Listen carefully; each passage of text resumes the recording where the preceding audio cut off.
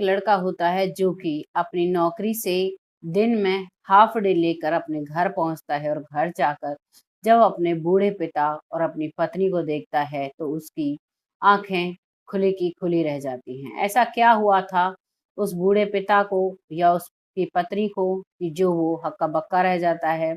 इस कहानी को जानने के लिए आपको मेरे साथ वीडियो में अंत तक बने रहना होगा। नमस्कार, मैं महक चौधरी आज आपके सामने फिर से एक जीवन की ऐसी कहानी लेकर आई हूँ जिसे आप सुनकर हैरान हो जाएंगे। एक घर में एक लड़का होता है अरुण, जिसके माता पिता होते हैं।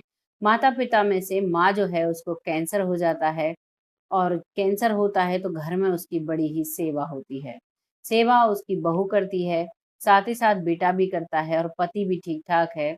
और उस बुजुर्ग महिला की काफी सेवा होती है, उसे जगह जगह दिखाया जाता है। लेकिन कैंसर जैसी बीमारी से मिडिल क्लास परिवार का बचना नामुमकिन होता है।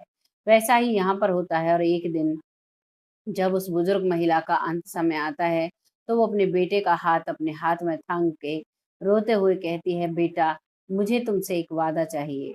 तभी वो अरुण कहता है, हाँ माँ बताइए, क्या वादा करना है। तो उसकी माँ कहती है, बेटा मेरे बाद तुम अपने पिताजी का ऐसे ही ख्याल रखोगे जैसे तुमने मेरा ख्याल रखा है। तभी अरुण कहता है, माँ ये कोई कहने वाली बात है, हमारे प्राण तो तुम दोनों में ही बसते हैं। ऐसा आप कैसे सोच रही हो? बिल्कुल पापा की बहुत ज्यादा हम सेवा जैसे आपकी करते हैं वैसे ही मानते हैं हम। लोगों का तो मानना होता है कि भगवान पूजने के लिए जाते हैं, लेकिन मैं सिर्फ और सिर्फ आप दोनों को ही भगवान से ऊपर मानता हूँ। उसके बाद मेरा कोई और कुछ है। वो इतना कहता है और उसकी माँ शांत हो जाती है, खुश हो जाती है। और अब वो एक प्यारी होती है। तो उसके बाद अब बुजुर्ग उसका पिता अकेला रह जाता है। अरुण अपनी ड्यूटी पर जाता है और ड्यूटी पर जब जाता है तो वो अपनी पिता और अपनी पत्नी को घर पर छोड़ जाया करता। अक्सर जब वो घर आता तो अपने पिता को हारा थका सा महसूस किया करता। ऐसा क्या है कि मेरे पिताजी जो हैं वो इतने थके थके रहते हैं, हालांकि इनके पास कोई काम भी नहीं होता, सारा दिन इन्हें बस आराम से रहना है, फिर भी इतने थके थके रहते हैं। उसके दिमाग में कई बार बात आती है। तभी वो सोचता है कि हो सकता है कि मेरे पिताजी का कहीं घूमने का मन हो। और वो आता है और हाफ डे लेता है अपने ऑफिस से और सोचता है कि आज मैं पापा और अपनी पत्नी को घुमा कर लेकर आऊंगा।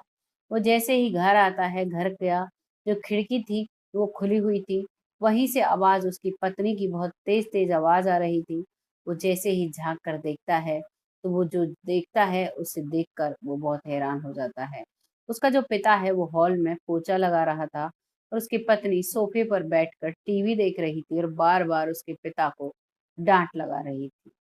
अब वो अंदर आता है और अंदर आने के बाद जैसे ही उसकी पत्नी उसे देखती है तो वो कहती है, आ जाओ, कैसे हो, कैसे आज बीच में आना पड़ा। तभी वो कहता है कि बस ऐसे ही आज थोड़ा सा मन था कि तुम्हें दोनों को कहीं घुमा कर ले आऊं।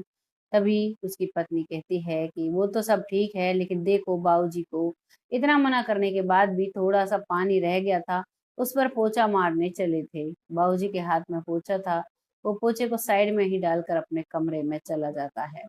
अपने कमरे में जाकर वो फुट फुट कर रोने लगता है, क्योंकि उस महिला का ये डेली का काम था। वो डेली इसी तरीके से उससे इस घर का सारा काम कराया करती थी जब उसका बेटा अरुण अपनी ड्यूटी पर चला जाया करता था।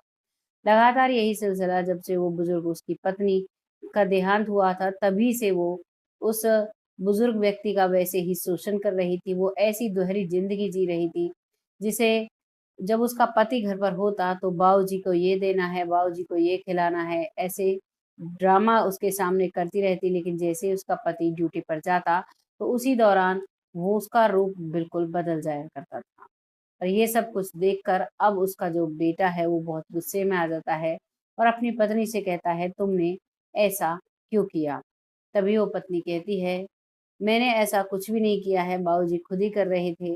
तभी वो बाबूजी से कहते हैं, बाबूजी ऐसा क्या आन पड़ी थी जो आप कर रहे थे, मैंने आपको देखा, मुझे बहुत दुख हुआ। जब वो अपनी पत्नी को डांट लगाता है तो वो उसका पिता जो है वो बार बार अपने बेटे और पत्नी के बीच में आता है और कहता है, बेटा कोई बात नहीं, थोड़ा सा काम मैंने कर लिया तो क्या हुआ, तुम बहू को मत डांटो। जब बुजुर्ग व्यक्ति अपनी बहू की साइड लेता है तो बहू जो है अपने ससुर को देखकर हैरान हो जाती है। वो खुद भी सोचने लगती है कि मैंने बाबूजी पर इतना अत्याचार किया और बाबूजी आज भी मेरी साइड ले रहे हैं। कहीं न कहीं मेरी ही गलती है और हाथ जोड़कर अपने ससुर से माफ़ी माँगने लगती है और अब वो सभी एक साथ अपने परिवार में बहुत अच्छे से रहते हैं। बहुत ही प्यार से वो अपने ससुर को रखती है, उनकी सेवा करती है। ससुर भी थोड़ा बहुत काम में हाथ बटा दिया करते हैं और पति जो है अरुण, वो अपनी नौकरी को कंटिन्यू करता है, बीच-बीच में उन्हें घुमाने भी ले जाता है। ये थी कहानी आज की, आपको कैसी लगी कमेंट सेक्शन में ज़रूर बताइएगा। बहुत जल्द फिर आती हूँ ऐसी ही कहानी के साथ, तब तक के लिए जय हिंद, जय भारत।